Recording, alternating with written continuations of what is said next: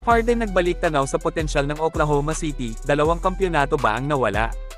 Si James Harden, kasalukuyang isang guard para sa Los Angeles Clippers, ay kamakailan lamang ay nagbahagi ng kanyang paniniwala na ang Oklahoma City Thunder, nakakuha sana ng hindi bababa sa dalawang kampyonato sa NBA kung pinanatili ng koponan ang trio na sina Harden, Kevin Durant, at Russell Westbrook. Ang pahayag na ito, na ginawa sa panahon ng paglitaw sa Earn Your Leisure podcast, ay nagpasiklab na muling pagtalakay tungkol sa desisyon ng Thunder na i-trade si Harden noong 2012.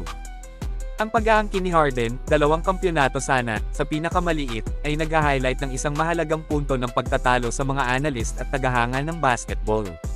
Ang Thunder, na may isang nakakatakot na lineup kabilang sina Durant, Westbrook, at Serge Ibaka, kasama si Harden na nagbibigay ng mahalagang kontribusyon mula sa bench, ay nakarating sa Western Conference Finals noong 2011 at sa NBA Finals noong 2012.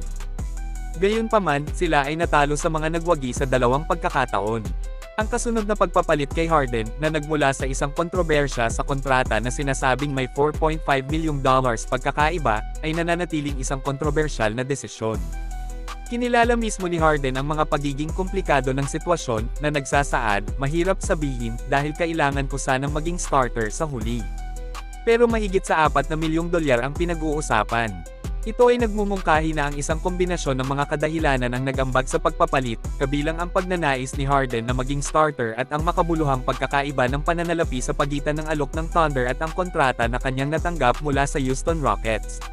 Ang kanyang pagpayag na tanggapin ang papel bilang sixth man para sa ikabubuti ng koponan ay nagpapakita ng kanyang dedikasyon, ngunit dinadala rin ang likas na tensyon sa pagitan ng ambisyon ng individual at tagumpay ng koponan. Ang epekto ng desisyong ito ay nagpatuloy sa kasaysayan ng Thunder. Si Durant at Westbrook ay hindi nanatili sa franchise sa pangmatagalan, na si Durant ay sumali sa Golden State Warriors noong 2016 at si Westbrook ay ipinagpalit sa Houston Rockets noong 2019. Ang Thunder ay hindi pa nakakarating sa NBA Finals mula noong 2012, isang patunay ng kahirapan sa pag-ulit ng tagumpay na nakamit ng core group na iyon. Gayunpaman, isang kislap ng pag-asa ay nagniningning sa abot tanaw.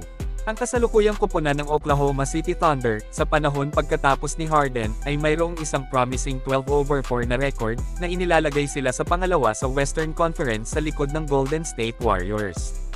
Ang malakas na pagsisimula na ito ay nagmumungkahi ng isang potensyal na muling pagkabuhay, na nagbibigay ng pagkakataon upang wakasan ang Summer League sa kampyonato ng franchise at marahil ay patunayan, o pabulaanan, ang pagtatasa ni Harden sa kung ano ang maaaring nangyari.